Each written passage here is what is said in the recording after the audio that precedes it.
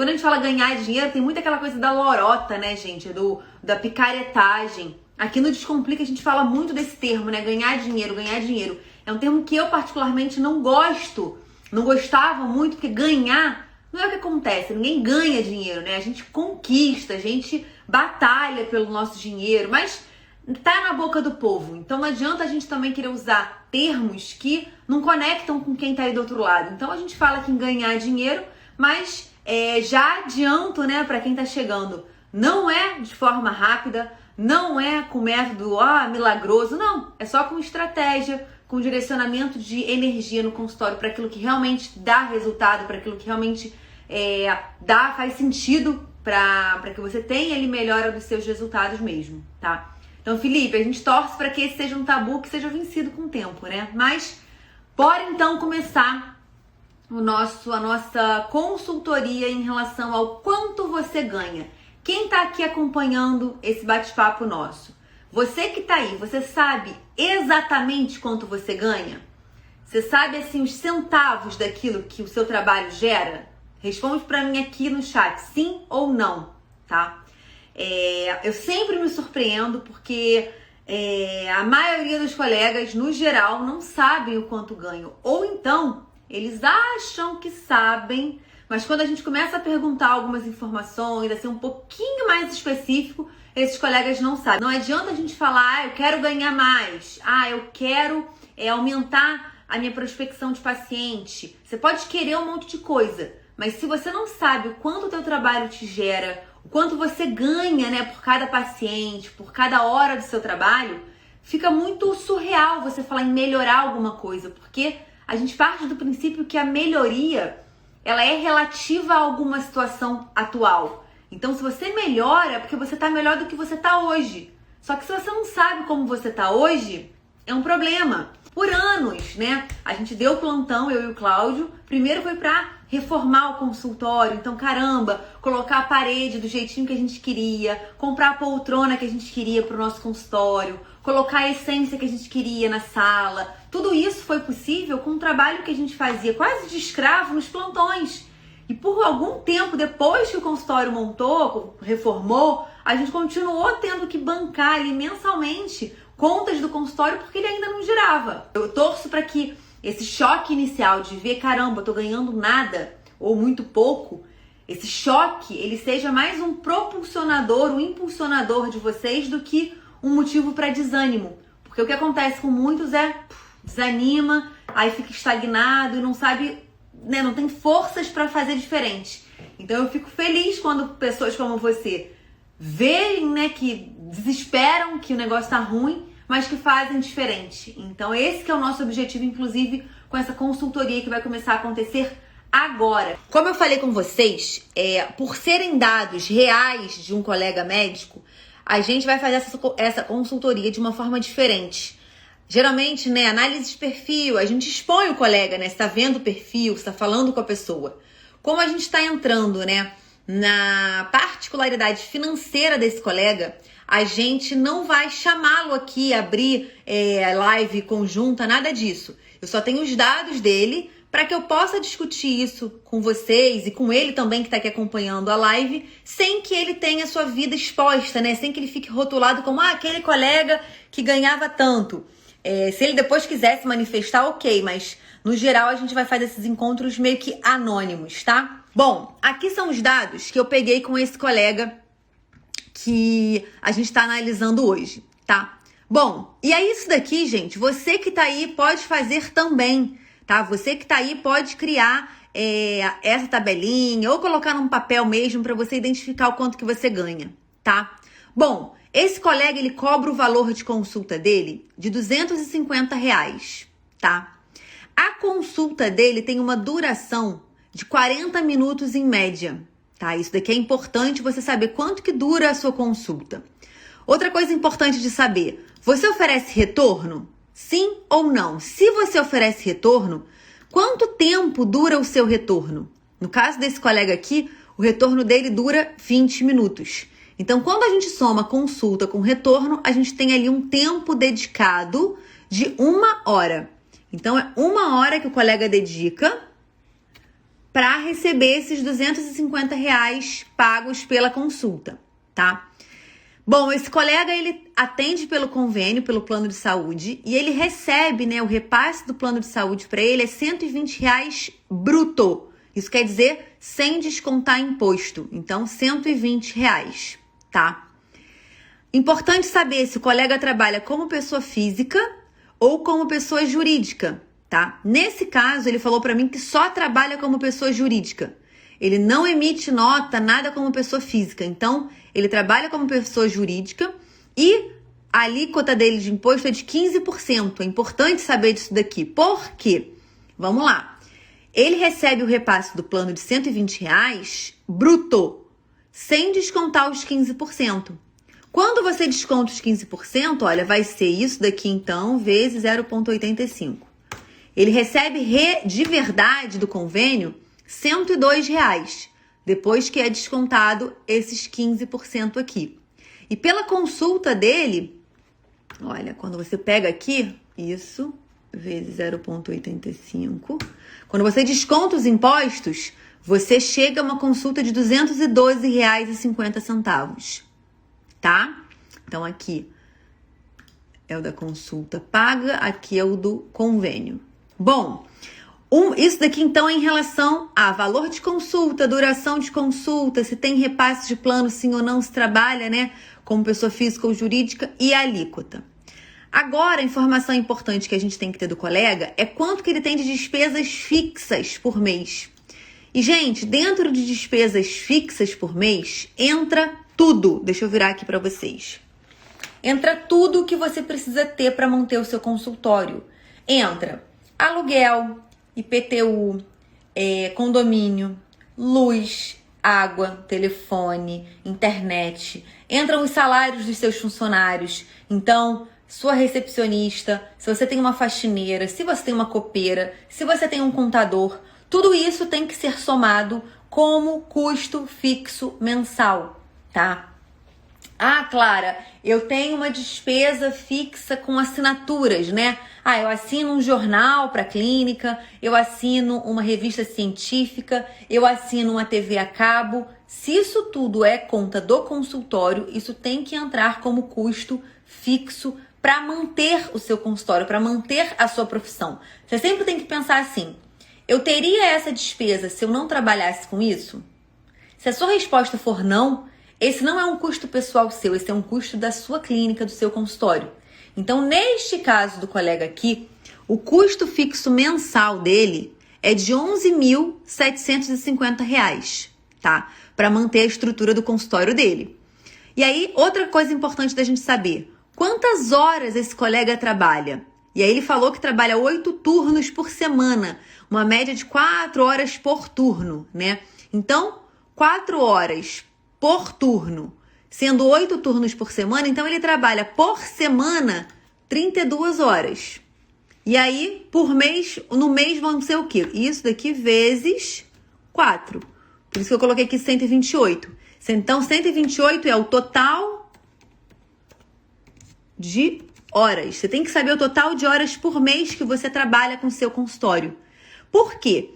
Esse total de horas aqui vai ser importante para você calcular este dado. O que é esse númerozinho aqui, gente? Esse daqui, ó, em verde, negrito e grande. Esse daqui é sua taxa de sala por hora. O que é a taxa de sala, gente? É você pegar o quanto você tem de despesa para manter o seu espaço, o 11.750, e dividir pelo número total de horas que você trabalha naquele espaço que você tem. Então, nesse caso aqui, é esse valor, que é o 11.750 dividido por 128. Então, esse colega, nessa situação que ele tem, com esses dados que ele tem, para trabalhar 1 hora, ele tem uma despesa de R$ 91,80. E aí, tendo esse valor da taxa de sala por hora, a gente consegue descobrir quanto que esse colega recebe por cada consulta que ele faz, seja particular ou de plano de saúde. Então, aqui no particular, a gente já descontou o imposto dos dois, né? Nesse do particular, a gente viu que ele tem uma consulta. Opa, que aumentou muito aqui.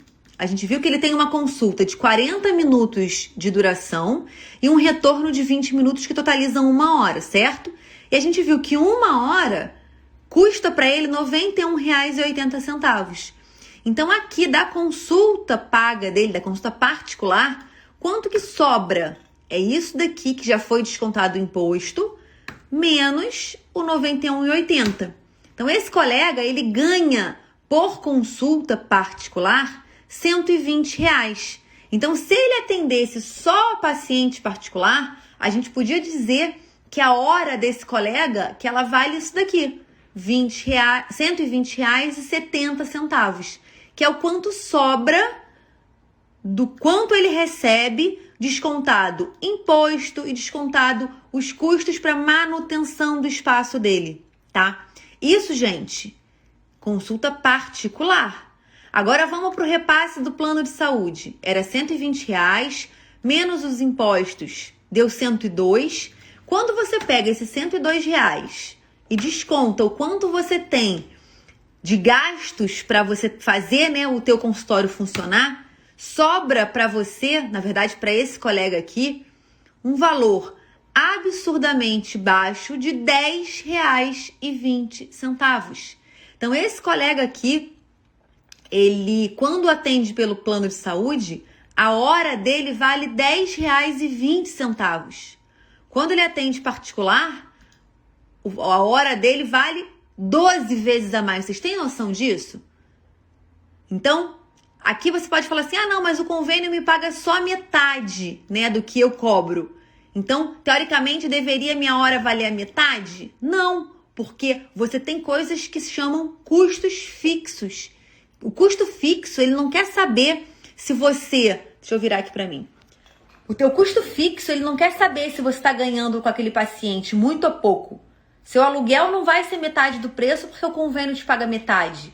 Você não vai pagar metade para o teu funcionário porque você está recebendo metade pelo convênio. Isso não acontece. Então, por conta dos seus custos fixos, não é porque o convênio te paga metade que você vai estar ali recebendo metade. Não, você recebe muito menos que a metade. Nesse exemplo aqui do colega em questão, ele recebe 12 vezes menos. Nesse caso, teria que otimizar o tempo de consulta. Camila, poderia sim otimizar o tempo de consulta, mas você ainda assim vai ter um problema. Por quê? Deixa eu virar aqui a tela de novo, tá? Soluções para esse colega aqui, gente, né? Como a Camila que perguntou. Ah, eu devo otimizar o tempo de consulta? É uma possibilidade, tá, Camila? Você pode falar assim, Clara, na consulta particular, eu vou fazer uma consulta de 40 minutos e um retorno de 20. No convênio, não. Pelo convênio, eu vou fazer uma consulta de 20 minutos. Então, ao invés de eu, em 1 hora, atender um paciente só, eu vou atender 3 pacientes por hora, tá? 3. Nesse caso aqui, você concorda comigo que se você colocar nesse horário, né, de 1 hora, 3 pacientes, você vai ganhar 3 vezes isso daqui? Então, você vai estar recebendo pela sua hora isso daqui vezes 3. Que é R$ 30,61.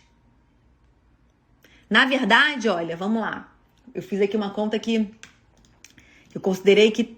Vamos lá. Isso daqui vai ser um pouco mais que isso, tá? Vamos lá. Que você vai atender 3 pacientes... pacientes... Eita, não tô vendo meu teclado por hora. Tá. Então, 3 pacientes por hora, você vai estar recebendo quanto, gente? Vão ser R$ 120 por paciente, sendo que você vai descontar, né, o imposto de 15%, então sobra 102. Isso daqui vai ser vezes 3, que vai dar quanto? 306, que é o equivalente, né, ao pagamento de 3 pacientes. Isso em 1 hora. Essa 1 hora aqui, você tem o custo de quanto? De R$ 91. Então, você vai pegar esse 306 menos 91. Então, neste caso, se você atender 3 pacientes por hora, você consegue ter esses R$ 214. Só que aqui eu não tô colocando nem retorno, tá, gente? Porque eu tô considerando que você vai atender em 20 minutos. Cadê o retorno desse paciente? Então, aqui, se você, vamos dizer que você nem ofereça retorno, aí você consegue, com 3 pacientes por hora, nessa simulação aqui do colega, a hora dele passa a valer R$ 214, porque ele consegue atender 3 pacientes nessa hora. O grande problema disso, gente, é que nem todo mundo consegue atender 3 pacientes por hora. A tua especialidade, ela pode não permitir que se atenda.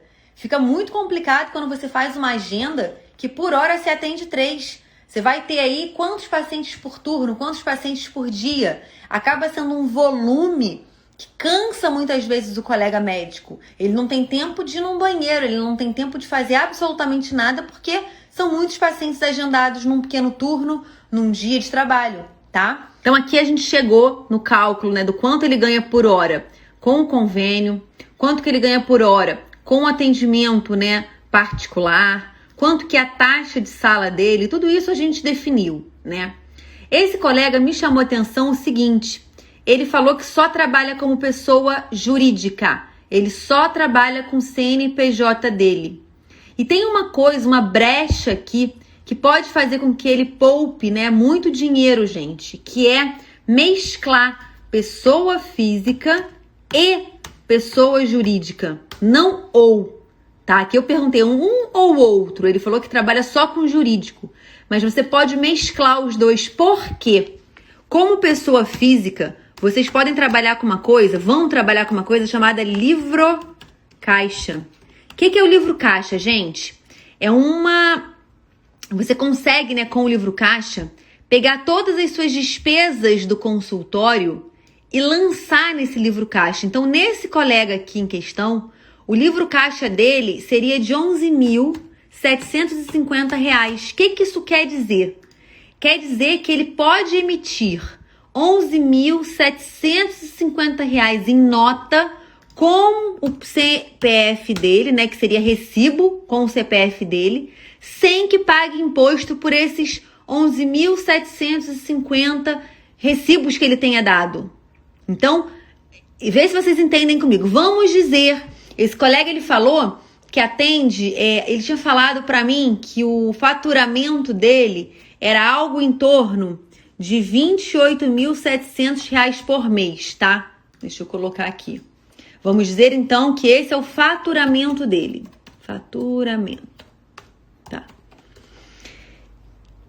Ele tem que dar isso tudo de nota, certo? Ele vai dar isso tudo de nota lá com 15% de imposto. Então, só de imposto aqui, esse colega vai pagar, ó, R$ 4.312. De forma bem grosseira, mais ou menos é isso que ele vai pagar de imposto, tá?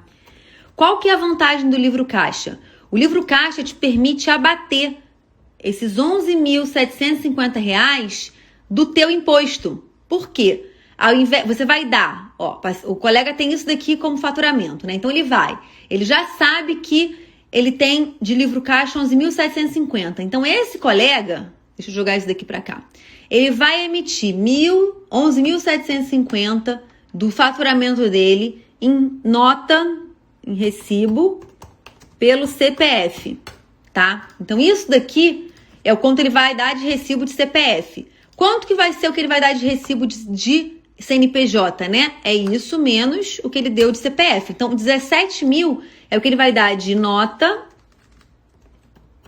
com o CNPJ dele. Ele vai pagar de imposto apenas sobre esse valor aqui. Então, nesse caso, seria 15% disso, né? Vezes 0,15. Então, ele estaria pagando de imposto aqui 2.550. Então, nessa simples situação aqui, olha o quanto ele está poupando de dinheiro. R$ 1.762 por mês. Então, se você que está aí acompanhando não trabalha com livro caixa, né, pessoa física e pessoa jurídica, você está deixando de poupar tributo, tá? Isso você tem que conversar com o seu contador. Isso daqui é só uma simulação, uma coisa bem grosseira aqui de quanto ele poderia estar poupando diante dessa simulação, dessa situação financeira dele, tá? A Sabrina perguntando, se eu declaro meu livro caixa todo, o ideal, Sabrina, é que sim, ao menos que você tenha hoje mais despesas do que recebimento. Aí você acaba não declarando todo porque você não tem como gastar mais do que entra, teoricamente, né? Você pode sim ter uma reserva, você pode trabalhar em outro lugar para injetar dinheiro no seu consultório, mas não faria sentido você ter mais notas, né, de despesas do que notas de coisas que entram. Mas a ideia é que você inclua, né, tudo sim no seu livro caixa. Tudo que é incluível, né? Nem tudo pode entrar no livro caixa, mas o que pode a gente recomenda que sim, tá?